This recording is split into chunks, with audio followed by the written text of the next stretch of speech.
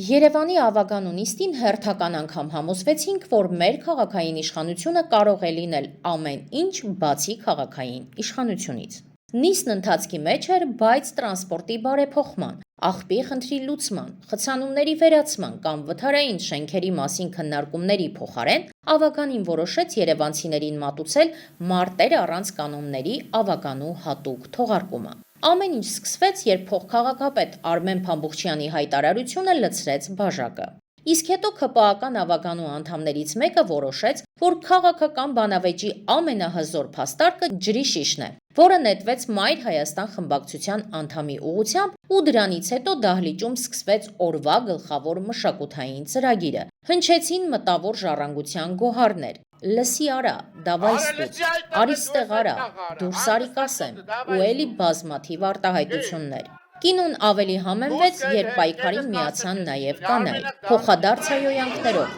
ջրային հարձակումներով, հարվածներով, ապուշ, հլսրավիճակը, փողոցային ու այլ նմանատիպ արտահայտություններով։ Հետո շիշ նետած ՔՊԱ-կանը լրիվ հանգիստ դեմքով հայտարարեց, որ շիշը պարզապես ցայտել է ձեռքից։ Հասկանում եք, մարդը չի ուզել նետել,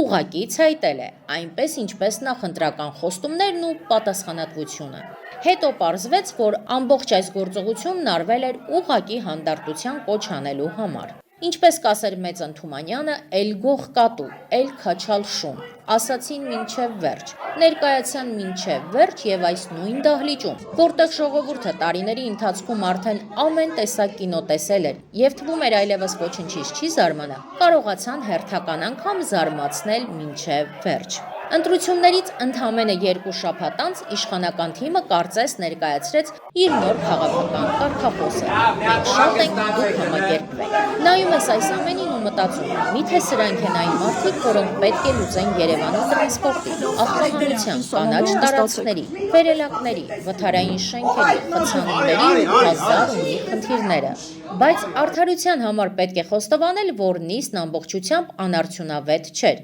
Մեկ կարևոր որոշում այնուամենայնիվ կայացվել էր։ Երբ Երևանը խեղդվում է խցանումներից, երբ մարդիկ ամեն օր բախվում են տասնյակ խնդիրների, քաղաքային իշխանությունը որոշեց զբաղվել ամենակարևոր հարցով՝ Ամիրյան փողոցը վերանվանել ու դարձնել Պապ Թագավորի փողոց։ Ոչ թե աղբ հավաքել, ոչ թե խցանման հարց լուծել, ոչ թե քաղաքը կարգի բերել, այլ փողոցի անուն փոխել։ Եթե վաղը Երևանի բոլոր խնդիրները մնան նույնը, գոնե կիմանանք, թե որ թագավորական անունով փողոցում ենք եղել 3 ժամ խցանման մեջ։